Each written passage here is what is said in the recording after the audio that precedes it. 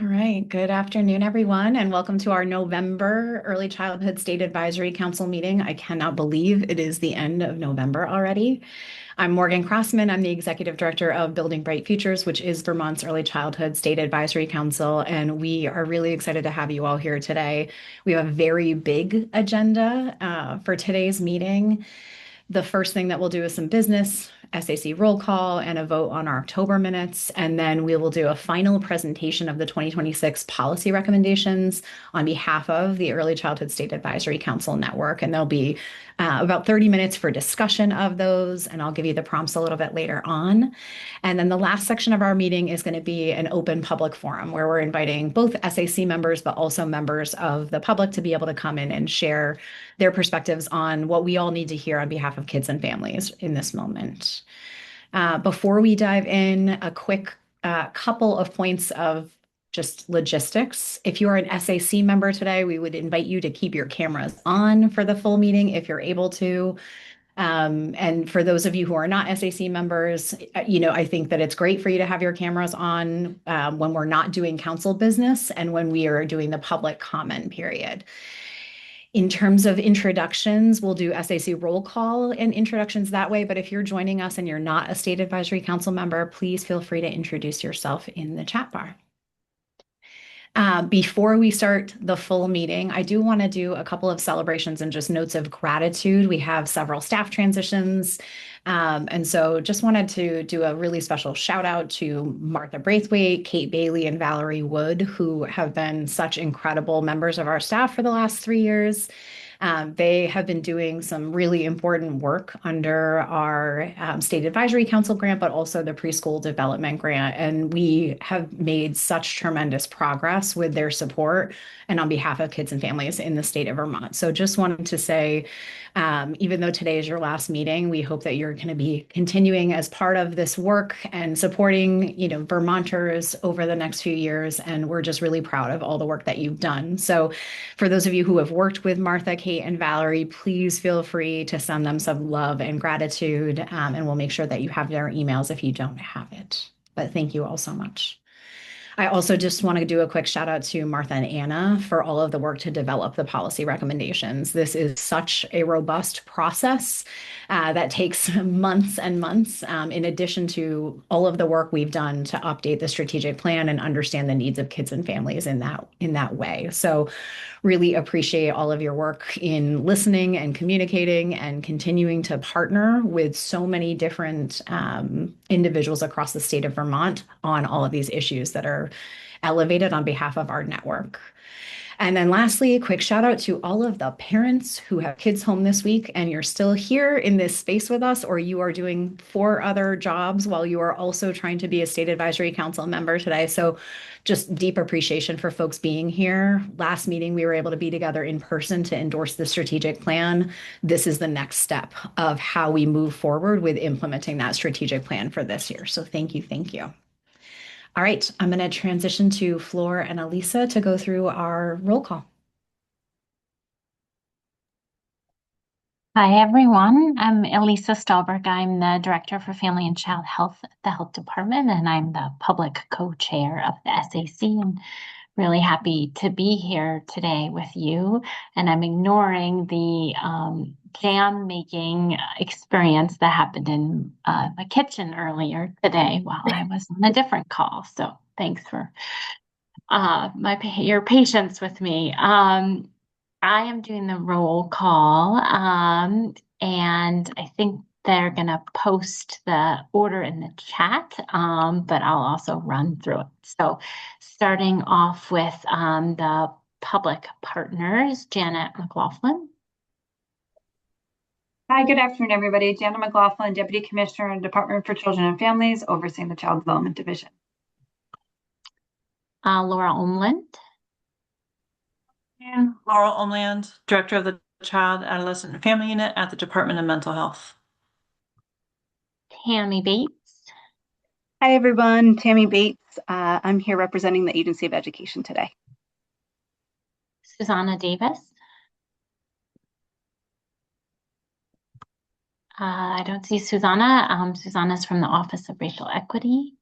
Renee Kelly. Good afternoon, everyone. Renee Kelly, Vermont Head Start Collaboration Office. Susan Coburn. Good afternoon, everyone. Susan Coburn, Agency of Human Services Medicaid Policy, and I will be dropping to phone very shortly, so not on video today. Thanks, Susan. Jessica Vintner. Good afternoon, everyone. Jessica Vintner. I am the representative from the Agency of Commerce and Community Development. Lindsay Barron. Hey everyone, I'm Lindsay Barron. I'm the Director of Policy and Planning, representing the Family Services Division of DCF. Monica Hutt. Monica doesn't appear to be here. Monica is a non-voting member from the governor's office. We're going to move on to our legislative representatives. Representative Ray Garofano.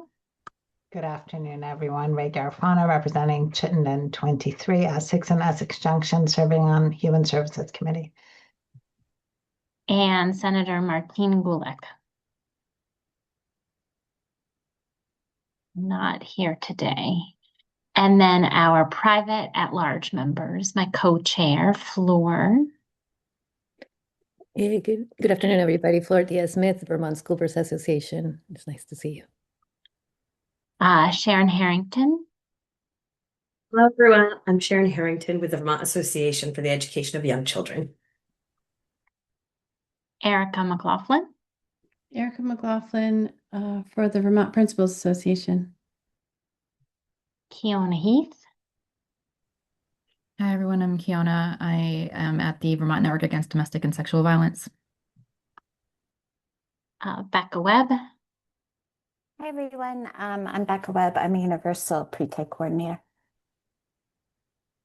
Christy Swenson.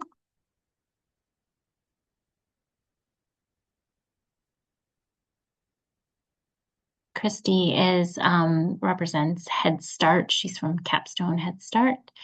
Danielle Mitchell. Hi, everyone. I'm Danielle Mitchell, and I'm representing the designated mental health agencies. Caroline Godden. Hello, everyone. Caroline Godden, Memorial Family Center, representing Vermont Parent Child Center Network. Dr. Deb Hartswick. Hello, everyone. Deborah Hartswick, retired pediatrician from South Burlington, currently in Underhill, representing Medical Homes. Dimitri Garter. Hey, folks. Dimitri Garter. I'm the business rep on the State Advisory Council. Laura Young. Good afternoon, everyone. Laura Young, Building Bright Futures Parent Representative. And Amber Houston. Hi, everyone. Amber Houston, also parent representative. Awesome. Thanks, Amber. I think that's it. I do want to ad lib if it's okay. I just want to recognize the BBF team. As many of you know, the preschool development grant just dropped last week and it's due next week. And without the hard work of the BBF team, there's no way in the world that we would be able to get this grant submitted. So I just want to deeply thank them in front of you all. And fingers crossed. So thanks, everyone. I'm passing that off to Flor. Hi, everybody. We're going to move now into our minutes, which were part of the packet. And so I'm looking for a motion to accept our minutes of October 27, 2025. So moved. Thank you. We have a motion by Jessica and a second by? Second. Thank you, Dimitri. So all of those any amendments to the minutes? All of those in favor, please signify by saying aye. Aye. Aye. Aye. Aye. Any opposed? Any abstentions? Hearing none, the minutes have passed. And I also had put a little thing together. I know as co-chair, I'm going to make a macro second. I know our time is very short, but I was in the spirit of Thanksgiving. I wanted to, especially since we were in person the last time, and this time we're not in person. I just wanted to express, my gratitude and to the incredible interconnection that I feel that we all share through the Early Childhood Council. And I know that at times and in the conversations that we're going to get might sometimes be hard, but I really appreciate the work that we've been doing together as your co-chair with Elisa. There's, sometimes sometimes it feels a little bit sort of disconnected with the board work that we do. And when we are together with you guys, it feels so good. And having had that meeting felt really good. So I just want to, in the spirit of Thanksgiving, just appreciate that work that we all do together for children and families in our respected areas. And to me, it is clear that we all really care. And as we start the new year with the legislature going back into session, I just want to put a plea for all of us to stay connected and remember how vital this work is for all of us and our interconnectedness, responsibility for all our kids. So I'm just in behalf of us wishing you a happy holiday season. And I know that the work that we're doing is hard, but just grateful for, being here with you guys. And I'm going to give it back to Morgan now that I stole part of that. No, that was a perfect transition, Flor. Thank you. And you stole some of my talking points too. But as we are transitioning into talking about policy recommendations, it is this invitation to you all as board members to really be grounded in the work of the State Advisory Council Network and how we think about a unified vision on behalf of kids and families. And so one of the things that we're going to do as an intro, and I apologize for talking at you for a few minutes before to kind of set the stage for how we're going to run the rest of the meeting today, but we're going to talk a little bit about both the role of the State Advisory Council and, how we are thinking about moving this work forward, having just endorsed such an incredible strategic plan on behalf of kids and families for the state, and really seeing that as the primary role of this advisory body, right? We have now carried out our formal authority as a board, as a 23 governor appointed member state advisory council by adopting the early childhood strategic plan for the next 5 years. And so that plan is really serving as our foundation. On an annual basis, we are looking to our network to build policy recommendations as a way to translate what happened and what we wrote into that strategic plan as the vision into more concrete annual priorities.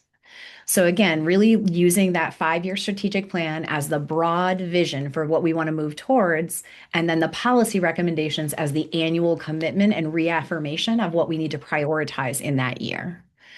All of that work, both the strategic plan itself, but also the policy recommendations, are based on all of what the network is lifting up and what the data is showing us about the emerging needs of families and communities. One of the most important elements of this for us is that it's grounded in what our families, our providers, and partners across the state are experiencing right now in this moment. And so really grateful to have such a robust network to show us and continuously identify what those needs are on behalf of kids and families. So one of the things that we're doing is going from, this broad vision to saying, okay, now how do we shift the power to this network that we've established to say, okay, what are the most important changes that we need to prioritize this year? And how do we utilize the expertise of those on the ground and this incredible network to shape those recommendations?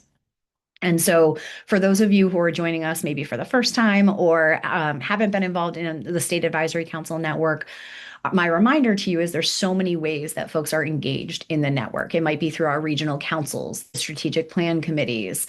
You may be someone who is running or facilitating a program. You may be a family member or an early childhood educator or a community partner who comes to the table to share your voice, your expertise, or data to help us understand the needs of kids and families. What we've realized as transitioning into this next 5-year strategic plan is that one of our core responsibilities as a network and in centering the voice of kids and families is to ensure that the voices of those most close to the system are centered. And so we're really proud that what we're producing back to you today is reflecting the priorities that we heard from this network and that have been consistently elevated.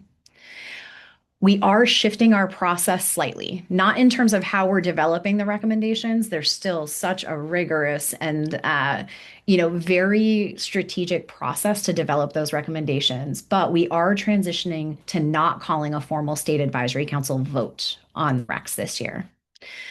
What we're transitioning to is based on the intention to really protect the integrity of those recommendations. There have been so many political pressures, and I'm talking very high level with what's happening at the federal level. And as we're seeing what the needs of kids and families are in the state, and as we're seeing those political pressures increase, we felt like designing a vote sometimes is taking away or distorting and narrowing the recommendations in a way that doesn't hold true to what we are hearing from that network, and really focusing on that lived experience and what the data is telling us. One of the things that we're thinking about in this space is then stepping away and using those recommendations to really be aligned with the strategic plan and what the system has told us, not just over the course of this year, but over the past 5 years. As state advisory council members, I want to be really clear that this shift does not reduce any part of what the state advisory council's role is. If anything, it's really strengthening your role and the network's role in informing the system. So instead of asking folks to come in and say yes or no and making a decision on how to move something forward or line editing, your role is to be a part of that process and has been. It's really about weighing in and being advisory, supporting reflection, and being generative in terms of how we are building and adapting these recommendations based on what we're hearing from the network. So in terms of the role of the SAC today, it's about taking these recommendations and figuring out how to steward those priorities and elevate them, but also to be documenting alongside all of us where you're seeing alignment, where you want to document tensions or concerns, and where you might be energized or excited. And so our role at BBF, just as it is to develop the policy recommendations based on everything that we are hearing from you all and reflecting it back to you, is to be documenting what's coming in terms of where you see alignment with the strategic plan, capturing the specific systems, conditions, and the realities that all of you are, as partners, are navigating, relating to these policy recommendations. We feel that moving forward in this way, not just this year, but as we continue with policy recommendations, it really allows us to live into our values and make sure that these recs are transparent and they're grounded in reflective of the State Advisory Council network's perspectives. Lastly, I just want to name that the BBF team and the network are really serving as data stewards in this way. So I want you to be thinking about how you are doing the work on behalf of kids and families in the system, and how you are documenting or really looking at what those needs are and elevating them, and how are you looking to the strategic plan and the policy recs to help move that body of work forward. The way our team is sitting in this space right now is by being the compiling entity. So we're synthesizing all the qualitative data, the quantitative data across the years, and then we'll be documenting the areas of consensus. And then that documentation will actually become part of what we're producing and communicating as recommendations when we come into the building in the legislature. And so that way it's not just an afterthought of the documentation, but it becomes a part of the process of how we're building. So really appreciating folks sitting with us as we make this transition. We're really proud of what this approach means for really holding true to lived experience, the voices of communities, and the data to do what's best for kids and families. So really appreciating all of your time there.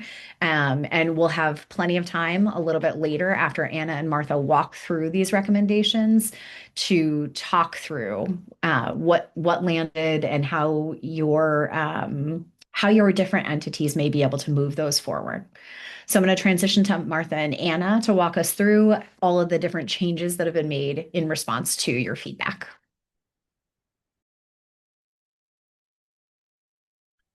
Hey everybody, I think I am up first. I just want to check on my audio. Can you guys hear me okay? Yes, thanks, Martha. And I think Kate's going to bring us to, or Michelle is going to bring us to the next slide. Here we go. So there were a few changes made to the policy recommendations based on feedback that we got at the last SAC meeting and beyond. This first goal one recommendation around all children and families having their basic needs met relating to food security. There's very little changed here. There was a little, we just tried to strengthen this recommendation and make sure it was well aligned with our partners' work in the food security roadmap. So that was really the only little bit of edits to this one. Can move to the next slide. This was a brand new recommendation based on a lot of feedback that we got from you all as well as staff and other partners that we really needed to have a recommendation this year related to housing stability. So you will have seen in materials, hopefully, that this was an addition. One of the challenging things is finding really the early childhood lens for the housing issues. We know it's such a huge issue for the state as a whole. And so in order to do that, we try to highlight here the impacts of the lack of housing on children and children's development, and also hone in on both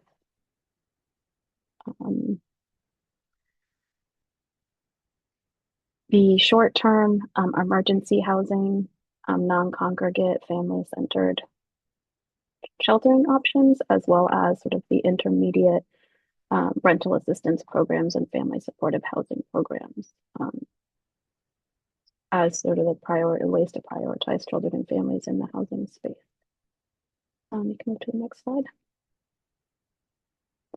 Moving on to goal 2, all children are raised in safe, healthy, and healing environments. This first recommendation around ensuring health and mental health care access didn't change very much.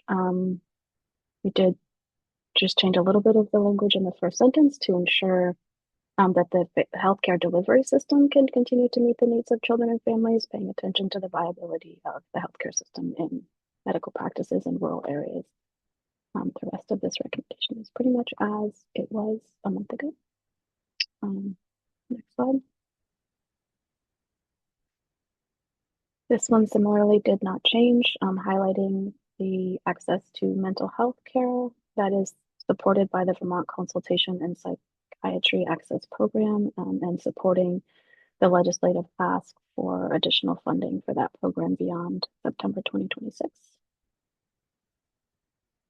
And one more recommendation that was added to this slide based on feedback of our last SAC meeting is to invest in trauma-informed, child-centered supervised visitation for families statewide.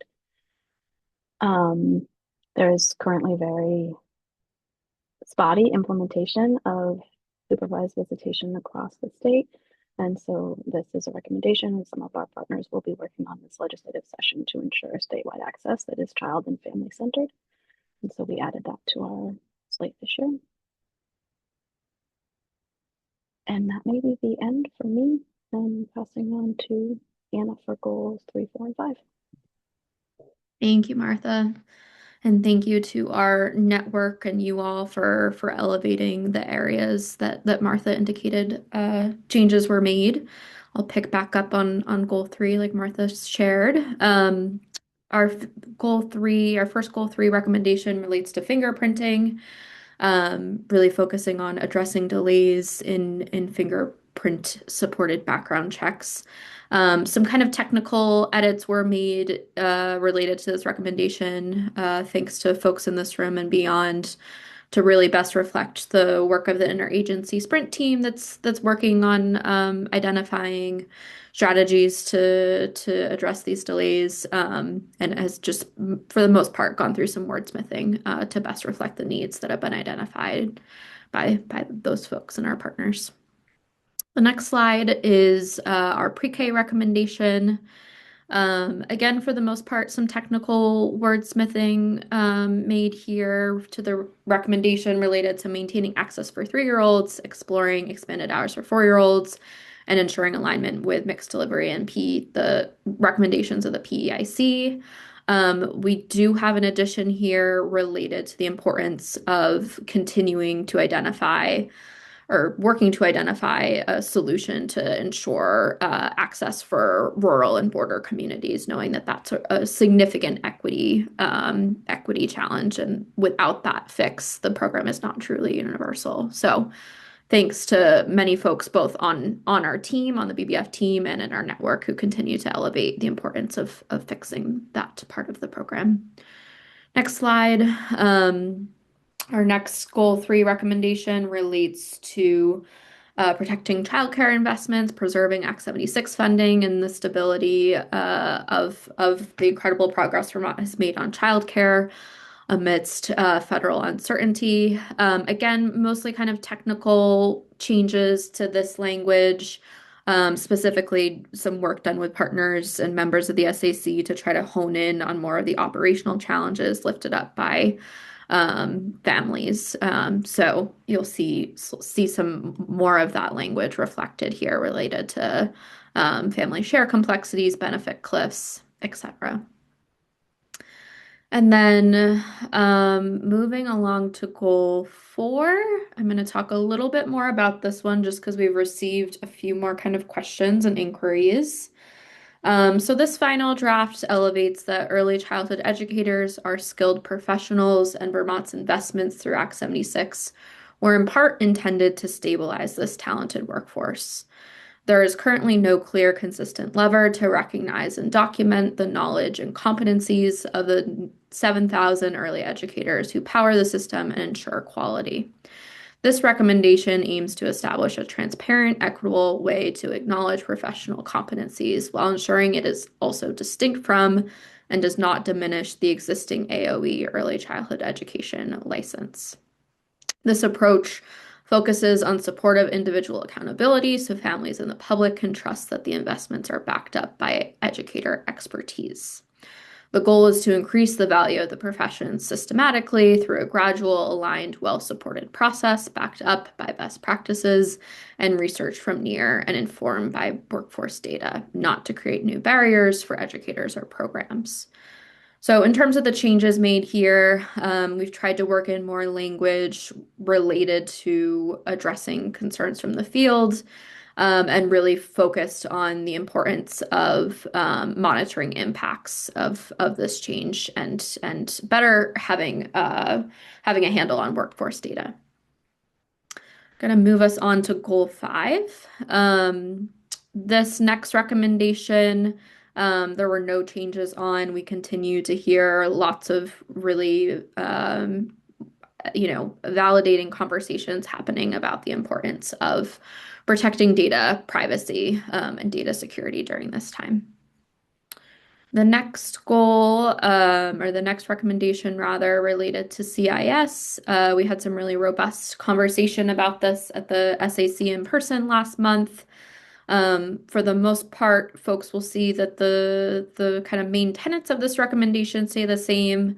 And again, we kind of honed in on some more specific language based on feedback, adding in the importance of fair wages for the CIS workforce, including a specific nod to the importance of reflecting more on encounter-based billing practices and whether or not those are serving their purpose, and really focusing in on the administrative burden of our current system.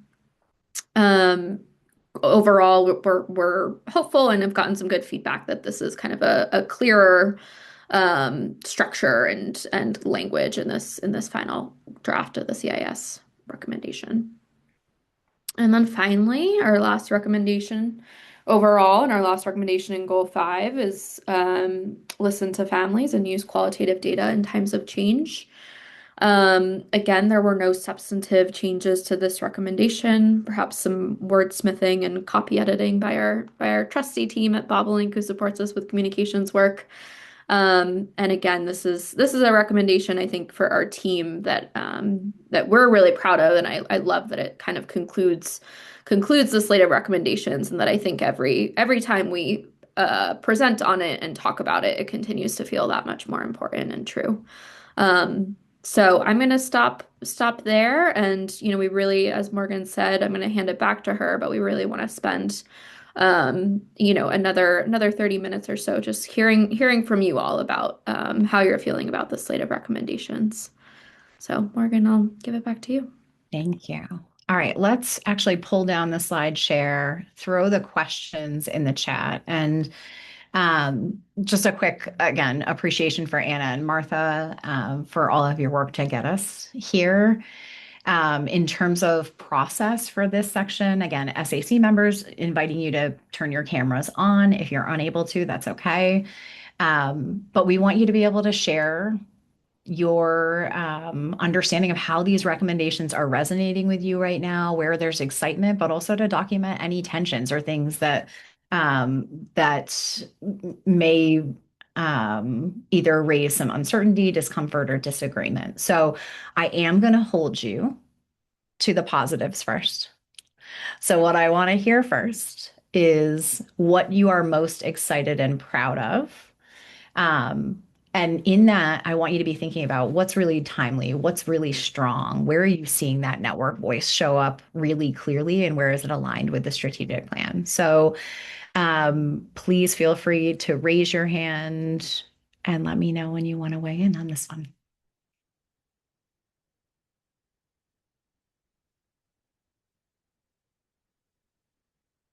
Don't all jump at once. I know that we're not in person. Thank you, Carol. Welcome. Thank you. I think maybe excited or proud of isn't necessarily the word, but relieved to see that we did put something around housing in there. I think we all at the last meeting were concerned that we didn't have a recommendation around housing instability in there. And so I'm relieved to see that in there. So thank you for your work to add that. Thanks, Carol. Yes, that was such a big point of discussion at the last meeting, and I'm really appreciative for folks being able to weigh in, and that we were able to engage other partners to help build strong recs in that area. Oh, one of the things that I didn't name at the beginning of this meeting related to SAC Recs is this is also an invitation for our agency leaders to be able to talk about these recommendations. Generally, when we have called for recommendations votes, we have abstentions from our agency leaders, largely because it is coming out. Our recs come out before the budget and the priorities are set by the governor's administration. Because we are not calling for a vote. We are not asking for those votes on behalf of agency leaders, but you are invited to share where you feel like there is strength or priorities that you feel excited about carrying forward as well. Go ahead, Deb. I'm really excited in goal 2, in the first point that you left in the language about equitable care. I think that's particularly important that we state that clearly, given the landscape that we're moving into. So I appreciate that and look to try to elevate that more. Thank you, Deb. Amber. I'm really excited about the addition of pieces to the CIS goal area. I think looking at not just asking for more money in that area, but looking at some different ways to use the systems and make things different. I think that's a big step in the right direction because it will be hard to just ask for more money. So just an openness to look at different ways to work that will be more effective. I appreciate that being in there. Thanks so much, Amber. I can go on behalf of AOE.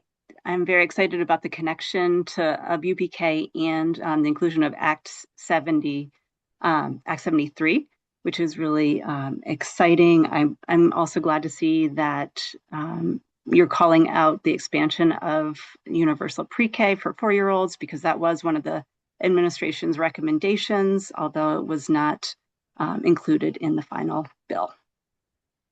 Thanks, Tammy.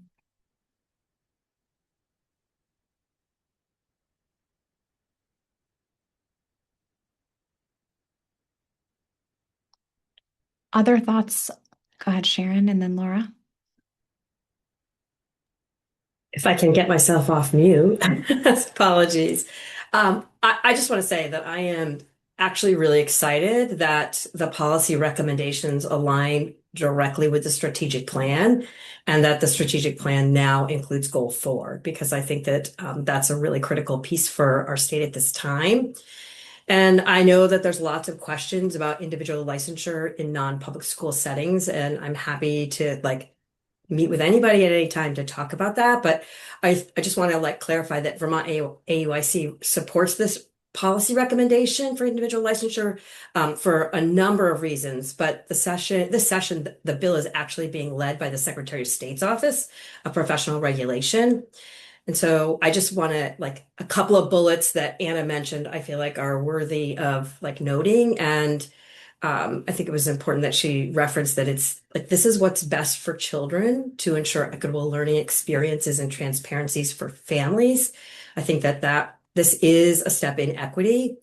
And we also know that the early childhood workforce challenges and all workforce challenges continue to be a problem. So this bill actually will ensure career pathways with clear stackable preparation. And the piece that I think people may not realize is it defines the roles and responsibilities at each level. So, we think about that children deserve educators who are well prepared and, and licensing educators in non-public childcare programs.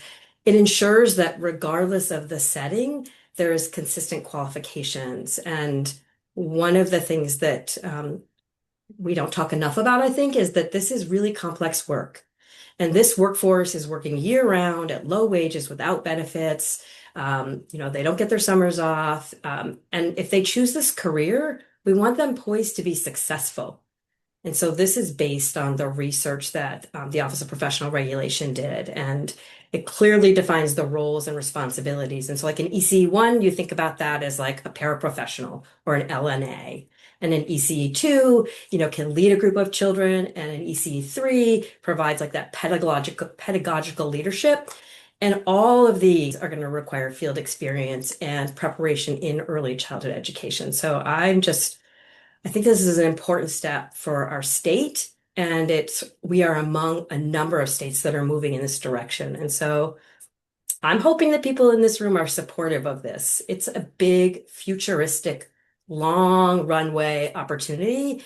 And if you have questions or concerns, I encourage you to come reach out to me. And I can happily share my windy and expensive preparation pathway as a first generation college student. Thank you, Sharon. Laura. Thank you. I just wanted to say an additional thank you for including the bit about housing. Not only that you included a note about housing, but how thoughtfully worded it was in regards to not only a physical space, but also protecting the emotional space of children when they enter into transitional and supported housing. This is a very delicate topic for many people, but I know that a lot of times children in this area are put into the hotel motel programs, but unfortunately those spaces are incredibly unsafe for many children as they're being placed alongside adults who struggle with their own addictions and harmful behaviors. And I wanted to thank the team for really highlighting the fact that it's not just a physical space that children need, but it's also the emotional protection of having a safe place to return home to.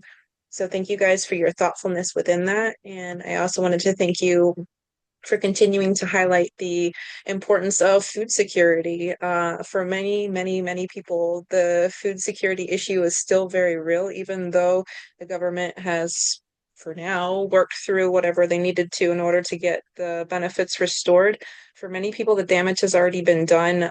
In many ways, emotionally, you have people who have survived food shortage with COVID, people who grew up in poverty, and now they're facing poverty within their own families, and just treading that knowledge that the government can potentially take away your food is such a scary thing for so many people right now. And it's something that they have encountered many times throughout their life. And so thank you guys for highlighting the importance of providing nourishing food for families, not just meeting their needs in one way, but in that well-rounded way. I really appreciate the thoughtfulness of the team in that regard.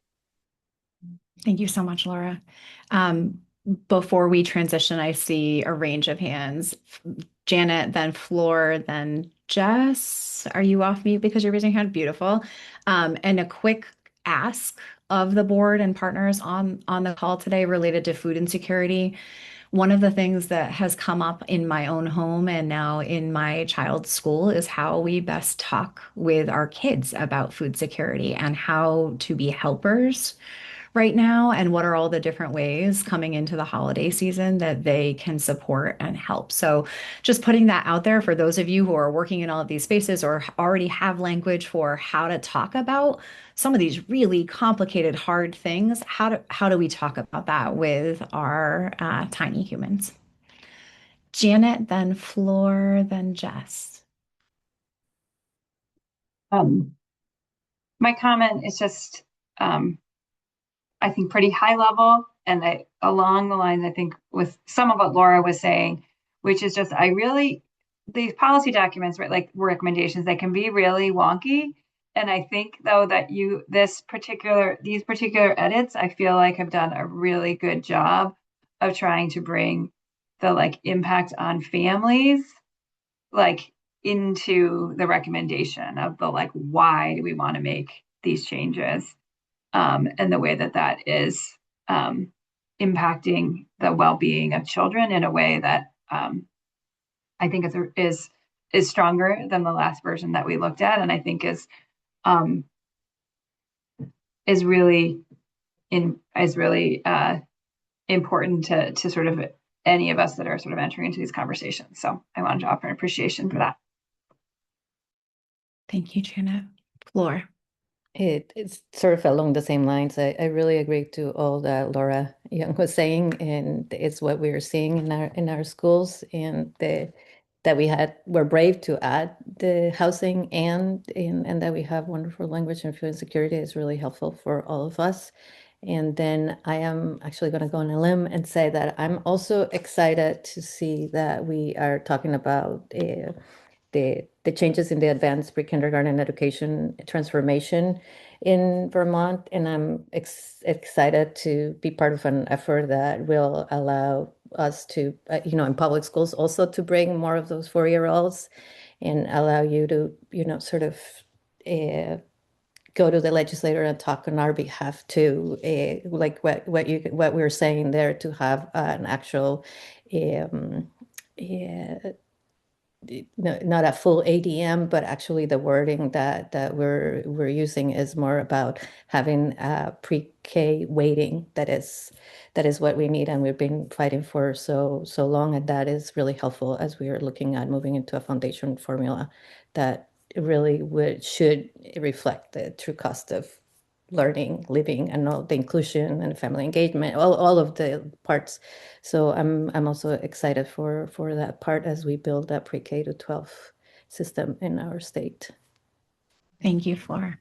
That recommendation feels particularly important right now in the context of education transformation. And I think that what this board said to all of us was we need to make sure that we are remembering the youngest and most vulnerable kids and families, and how do we not lose sight of pre-K as we are thinking about transforming this entire system. So really proud of the network for being the voice of young kids and helping us reiterate that as we move forward with education transformation.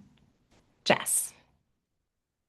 I just wanted to also offer and echo the comments of everyone previous from on that housing recommendation. I think from the agency's perspective, we just really appreciate how you've grounded the recommendation and all of these recommendations in human experiences. I think when we have conversations about housing, it's easy to get caught up in these, complicated conversations around zoning and around building and all of these things. So I just appreciate the thoughtfulness and care that went into it, and reminding us, I think collectively, that there are human experiences attached to the why of, why housing matters and why it's such a critical need. And so, yeah, I just wanted to express gratitude there. Thank you. Any other SAC members want to weigh in on strength of Rex, where you see the network's voice? Anything you're really proud of?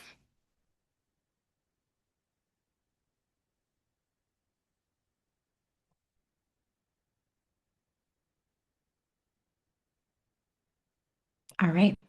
Let's transition to areas of concern or tension. So, we all know that policy recommendations on behalf of a network of over 500 people can be really hard to land, right? We're constantly taking feedback from every one of our partners, reviewing it alongside the data, reviewing it alongside of national best practice. So there are bound to be areas of tension points, uncertainty, areas of disagreement and discomfort.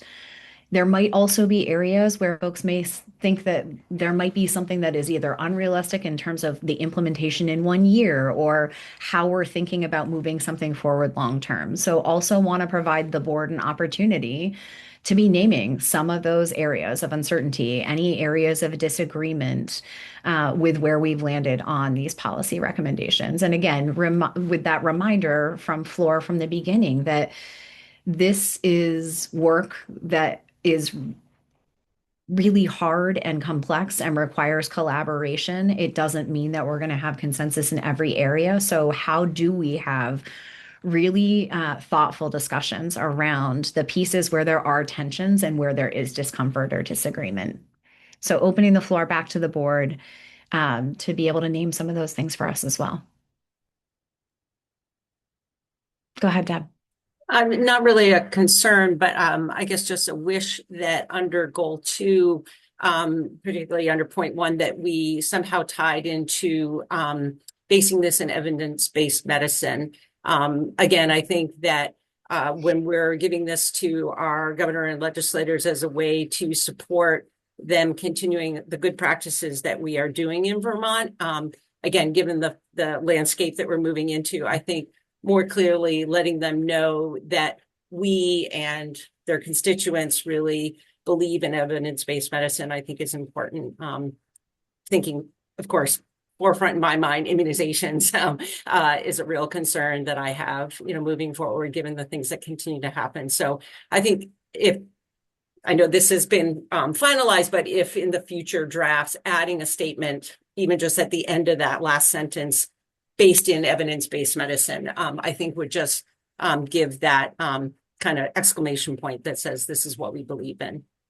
Thank you so much, Deb. That's such an important and valuable contribution. And one of the things that I want to name is part of the work that we're doing in this meeting in documenting either what might be missing or where we might need to, be thinking about how we're presenting this information or documenting those tensions is also helpful for me and in being able to bring some of that language into the spaces where we're presenting these recommendations. So really appreciate that. Others. Erica. Thank you. So lately I have been visiting a lot of public schools, which has been a delight. And today even I was in a school and talking with the principal, had the privilege of going into their full day preschool programs that were mixed, both 3 and 4 year olds full day. And one of the things that she told me was a concern that she had as the principal is the dual regulation for under CDD and AOE around preschools. The example she gave today had to do with fingerprinting, which is related to our goal 3, streamlined fingerprinting, supported background checks, etc. And then I have recently received an email. A superintendent was indicating that there were new CDD regulations for the fall of 2026 around fingerprinting, which I think would layer on more challenges for that expedited process. And here we are trying to create a system that actually is safe for kids and streamline fingerprinting. And then the new regulations that will be coming in 2026 will further complicates the situation. So I just want to elevate that concern. And then in addition to that, I really appreciated Sharon's explanation around that goal 4. And I agree with so much of what Sharon has said. The piece that I continue to sort of beat the drum on is around the ECE language. And it sounds like it's this new thing, and it would be a new thing under OPR, but it isn't a new license under the Agency of Education. and therefore can be very confusing to the public. And if in our in our recs, we're trying to aim for clarity and transparency, we are not achieving that if we continue to say ECE1. And while there's a definition of that under the OPR language, there is already an ECE1 license under the Agency of Education, which is a significant difference in explanation or definition. So Sharon can correct me if I get this wrong, but in an early, and Tammy, you also could make sure that I'm saying this correctly. An early childhood educator one license in the AOE means that they've gotten a college degree that was specific around child development. They had praxis exams that they had to pass, and they did student teaching that they had to meet those requirements, and then have that license under Agency of Education. That's an ECE1 license, already exists under AOE. The ECE1 license that Sharon is talking about doesn't require a bachelor's degree. It requires 120 hours of professional learning, which is an elevation of what they were expected to do previously, which I completely support. But what I continue to ask for is a change in language, that it's not an ECE1 license, call it an ECE1 credential, call it an early child provider credential or certificate, call it anything else. But to the public, it means something already. And I feel like we're causing confusion around what it means. An ECE2 license under the Agency of Education means they have years of experience and they've done 4 years of college and they have often a master's degree, et cetera, et cetera. And an ECE2 license under OPR would mean that they have an associate's degree. Again, not even close to being equivalent, but just changing the name could add some clarity and transparency to families. So again, this isn't about not elevating the profession in the early childcare world. I'm absolutely in favor of so much of what Sharon said. All I'm asking is that we consider changing the name so that it doesn't cause confusion to the community. I don't know if Flor or Tammy or Sharon, if you have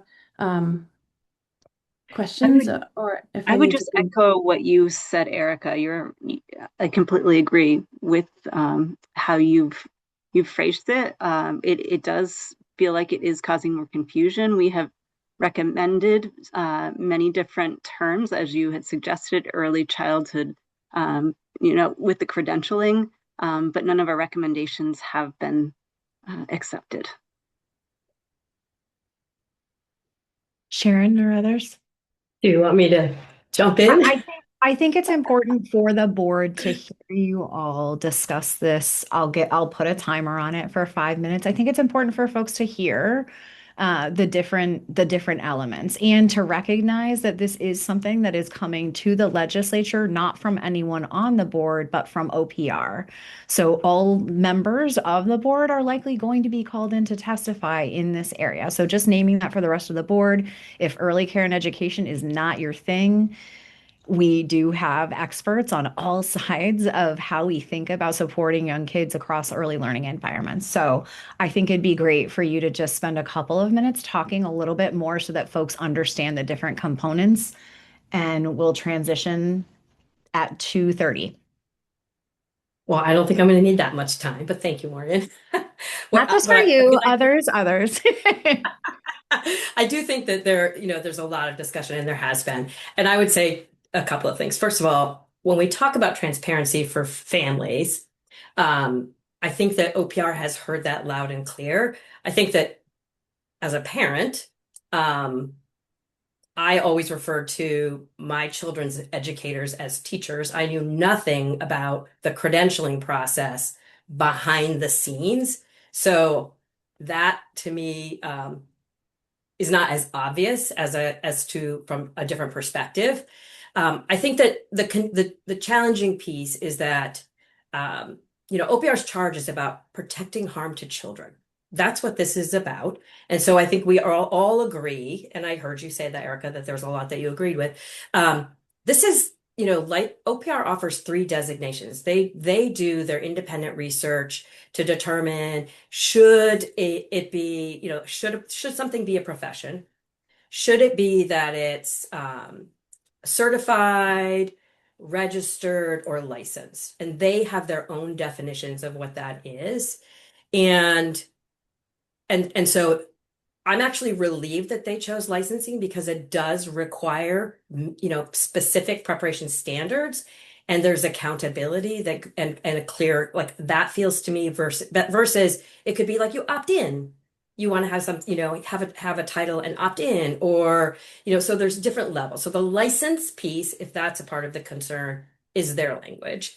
And I think that the other piece that came out during the legislature, during the, it was in the Senate last session, a lot of conversation about posting information within programs about what the designations, what the different licenses are for. And so that is included in the amendment, is clarity around what it is, which would be required to be posted in programs.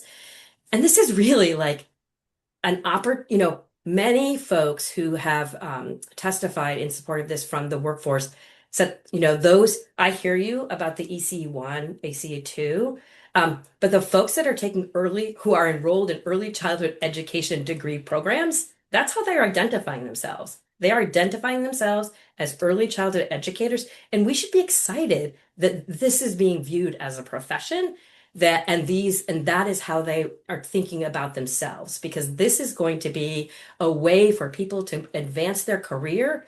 If you enter in a program and you enroll in coursework and you're taking early childhood education and child development, like, this is part of that preparation pathway that is stackable. And so someone might earn an EC3 and then choose to have an AOE endorsement. I think this is like a workforce pipeline opportunity. And so it feels a little bit like we're getting caught up in semantics and terminology, and that's distracting from the importance of this step. So from behind the scenes, from when you are doing the licensing process behind the scenes, I get it.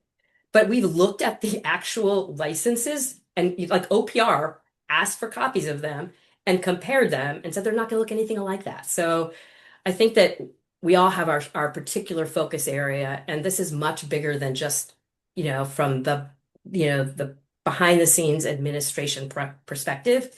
This is a change in the culture and the future for this profession.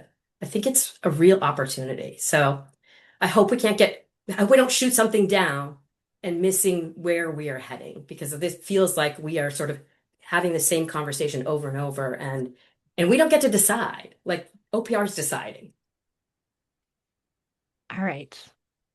We have hit our 2:30, but I want to give Floor and others 2 minutes to continue the discussion. Go ahead. Well, as you know, I'm pretty passionate about this issue as Erica. So I don't want to redo all of the things that we've been saying. I just really want to emphasize that it feels like a lack of transparency for our families.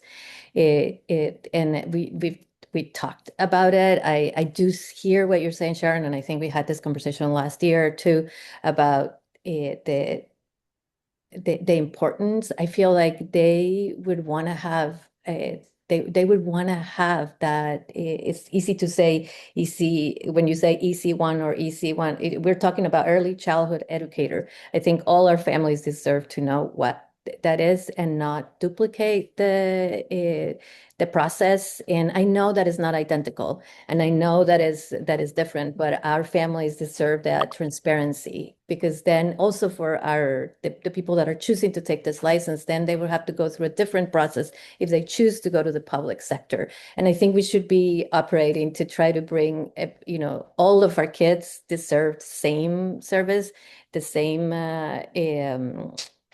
capabilities from our early educators. So it's a path, in so many ways we have a path to licensure. And I know we have exhausted this conversation many times, but it's just a lack of also continuity of what we are trying to do to get a system pre-K to 12 in our state is that one we're trying to build all a vision together. And so I'm not, I think Erica was super eloquent in what she was saying. And even if we could just change the name, that would bring a lot of transparency to our families, and because it's different. Thank you. All right. Let's go Becca and then Janet, and I'm going to give you each 2 minutes, and you're going to be timed. Go ahead. Janet had her hand up first, but I'll jump in. Sorry, Janet. I was going to say, as a person who works with people who already in the Northern Light system tell me that they have a licensed teacher, they don't. There is that name consideration and challenge, and I totally agree with what both Floor and Erica were just saying. I actually appreciate the way that the wording has changed within the last month and the way that that recommendation is phrased really helps me feel more comfortable around the recommendations. I think that has been a big piece for us as a board to be able to have that wording clarity around what our purpose is and identify the tension. Like the new recommendation itself identifies the tension. The other piece that I want to say, like not specific to this issue, is that I think that we're already seeing as a slate of recommendations how conversations like this and all the other conversations we've had really already have an impact on policies. When we talk about what school districts are doing full day, what school districts are doing, broader sharing of resources and sharing of spaces. We're pushing the housing issue, right? We're pushing the food and the medical issues. And so even just recognizing that these really hard conversations are helping to push the conversation and the policies, right, is an important piece that's sitting with me. Thanks, Becca. Janet. I think the thing that comes to mind here, because I think we're here about that it sounds like everybody agrees with the need for a well-prepared, well-qualified workforce to support our children. Everybody agrees on transparency and clarity for families. The thing that I would point out is, right, we just want to be clear, like we don't have transparency now either at all, right? So I just want to make sure like we're not adding this into a transparent system. There is not transparent in terms of the regulated childcare setting. And I would offer there's not necessarily transparency on the public school setting either, because we don't know very much about, we really don't know anything about paraprofessionals qualifications. And those are very different as well. So, and there's, and parents don't, as Sharon was saying, parents don't necessarily know about what the qualification, I mean, yes, they can know that, yes, I assume this person's a licensed teacher, but they don't know what people's endorsements are and things like that. That sort of is, and beyond what is, and so I guess I would just say that if we have a shared goal of creating an integrated, cohesive early care and education system that is going to, support all our children and families, I just wonder about how can we think about how to work on this together, right? Like what could we do in terms of trying to figure out maybe there's a different way that that from the public ed side, there's a different way to maybe talk about or express, or maybe there's an opportunity for on the public education side to think about how it is that we're communicating standards, because everybody is both the public education license and this OPR bill, and ultimately what's in childcare licensing regulations. We're trying to have those be based on the professional competencies for early childhood educators as a shared standard. So I'm just trying to think about like, is there a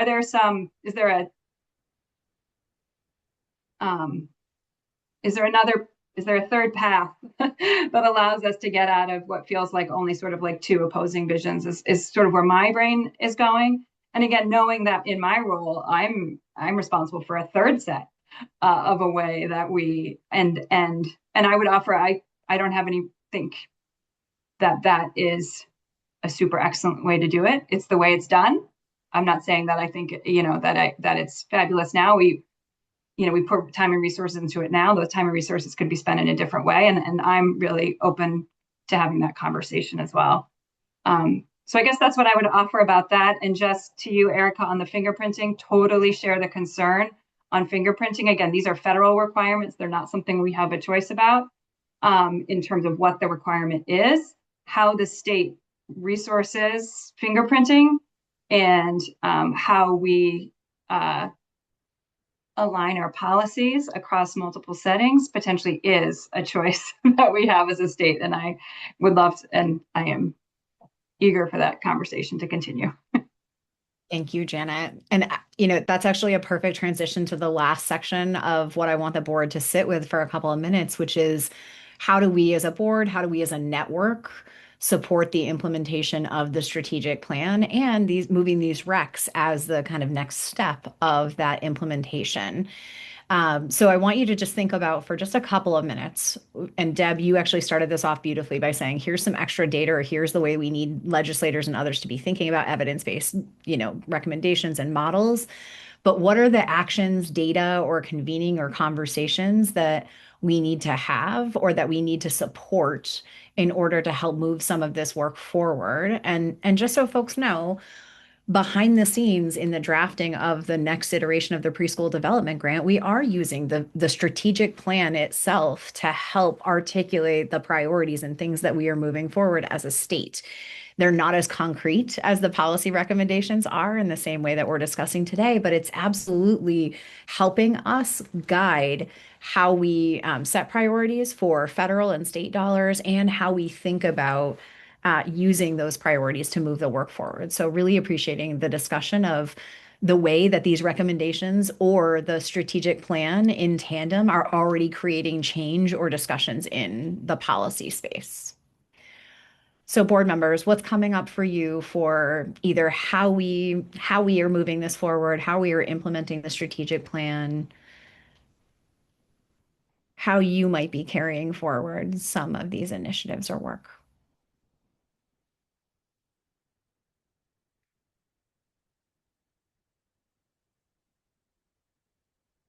While you think about that, let me tell you a couple of the ways that I am so that you have a couple of minutes to think. So, because a part of my role is to now take these recommendations and take the strategic plan and to be bringing all of this work into the legislature, into the governor's office, that is one way that I am using these bodies of work. So I have meetings on a monthly basis with the governor's office to help orient and help them understand each of those priorities. How do those priorities shape how we are trying to create change at the systems level or within the early childhood interagency coordinating team? They also will show up in the meetings that I have with legislative leaders over the next 2 months to say, okay, as you all are thinking about creating policy change, different laws, thinking about resource allocation, here is what this network has said is important to hold the best interest of kids and families. And so how should you be thinking about those priorities coming into the session? And those are just two ways in addition to grant writing. But are there other ways, board members, that you are thinking about how to use these recs? Go ahead, Ray. Thank you, Morgan.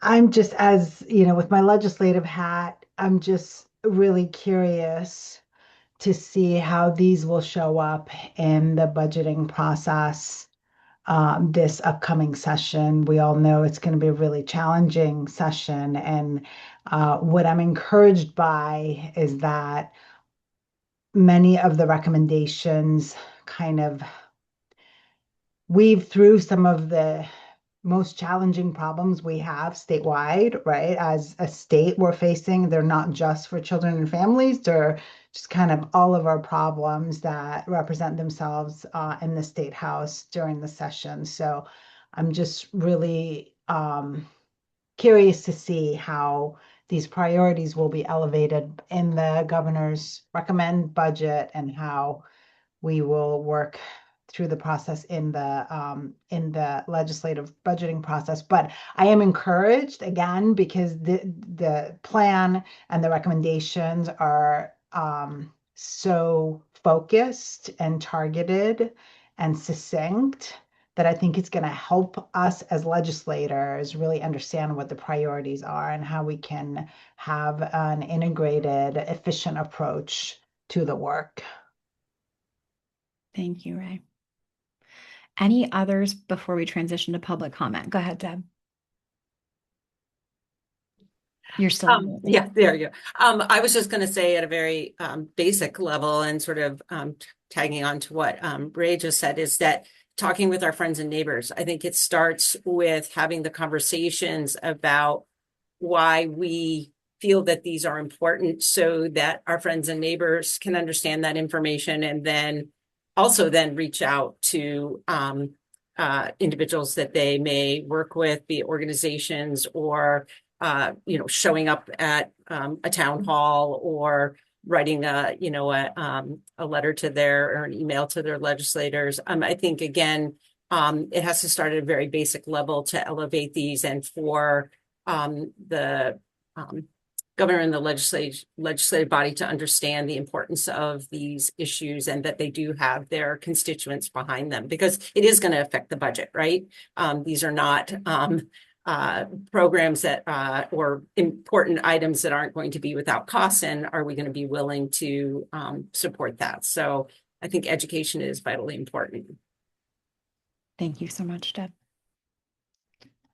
Any others before we transition to public comment?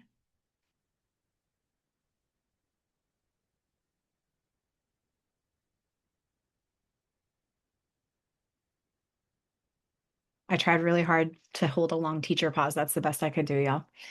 All right. So I really appreciate you all as board members coming in and showing up as your most authentic and also thoughtful selves in being able to have hard discussions about a really complex system and how we think about, again, both where there's so much power and excitement and opportunity in these recs, and also where there's some things that we still as a state need to work through as we're coming into this session together. So really appreciate that.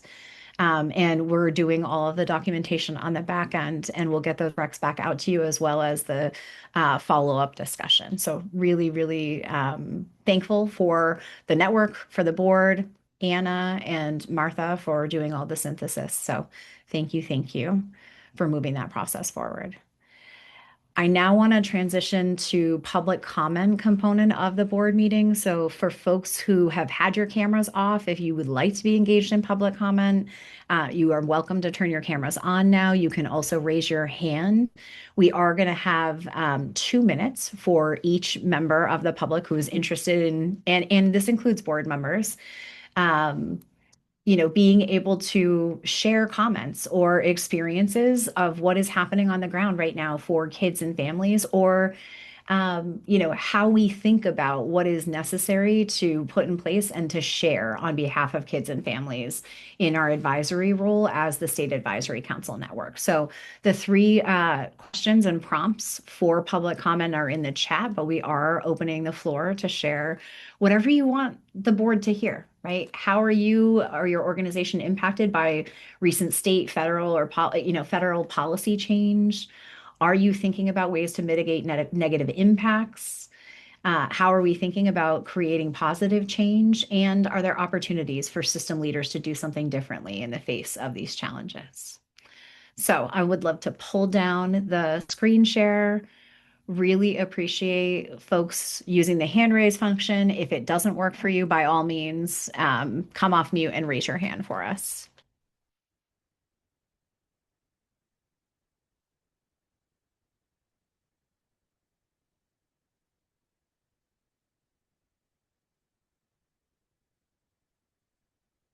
I promise I will hold a longer teacher pause on this one.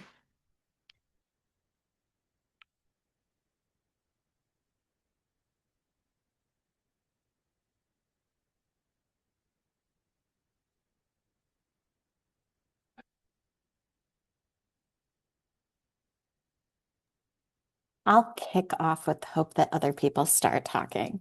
One of the things that, and this kind of answers your question and your prompts, but one of the things I keep thinking of is that this set of recommendations and the strategic plan really recognizes that tie that young children are different and have unique needs in their health, in their development, in the way that all of our societal issues impact them, and their educations, and that we're not small.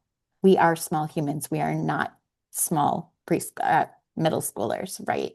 That this is a unique time in kiddos' lives. Thank you, Becca.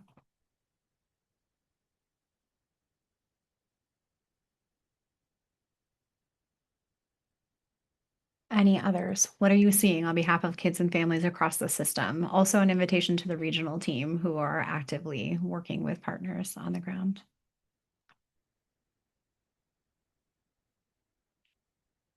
Go ahead, Erica. Really excited to hear more about your visits to schools. I was just gonna say that actually. So, it was from one of my visits recently, and I've had a number of visits. And one of the things as I've gone into every classroom, I've asked the children, what do you love about your school? And probably not surprising to all of you, but really reinforcing what we have in our recommendations is the number of children that said free meals. In fact, just last week on Friday, one of the students says, I don't have to pay for lunch, was his exact words. And so just know that it's really impacting our community significantly. And I appreciate that we have an attention on that along with the housing. Thank you, Erica.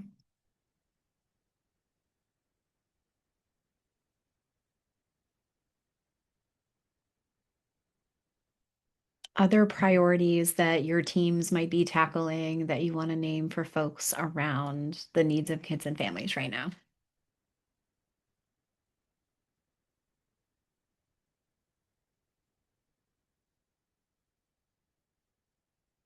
Well, I can share a couple of things that we're trying to do, and even just in our district, just talking about, yeah, like Erica was saying, talking about schools itself. We've been working really hard in having a pre-K. We had it in one of our schools and now trying to expand it. And that means for us $500,000 in order to expand it to our entire district. Right. So also understanding that we are $2.3 million above the exit spending if we stay structured the way we are. So like technically, and at the same time, we have created through a grant, through our community schools grant, because we are also facing a lot of food insecurity, also parents appreciating before and after care. So we just started a before and after care at the Berlin Elementary School, which is the town where the governor also lives, and we have a lot of need and a wonderful community. And we had 80 kids sign up and it's like created, like really energized the community. And we can't obviously do it all, but right now just the stress as board chair of this district of like really wanting to keep alive. Becca helped us too. We create a pre-K committee and try to bring everybody together, and how we know that less transitions for kids are better. We have the data to show that if our kids were able to be in pre-K and have also before and after school for our parents is a huge thing, especially if they have siblings, and the stress of not having a magical 500K that we might have to cut, even though it's a great effort, right? Like we don't know if we're not able to really restructure how we are. So just there's a lot our families need, a lot. So it's not that different from any of the other issues that you guys are facing. So still thankful for you asked how we were going to show up, and I'm still going to show up to testify and to be part of this partnership that we all have together in what is best for all kids and families, and understand that if kids and families are doing well, we have a future for our society. And if we can get back to budgeting that is just taking, and it's not dedicated to you, Representative Garofano, but like just coming back to basics, just like what we were saying, housing, public education, childcare, those are the things that our families need in order to be able to contribute to society. So, and, obviously healthcare too. I'm also seeing you, Deborah, but, like those basics, access to, really understanding that healthcare is a human right, public education is a human right too, and childcare, it's, really taking care of our families. We could have a society that can be ready to work in other things. Thank you, Flor. Any others for public comment before I wrap us up for today?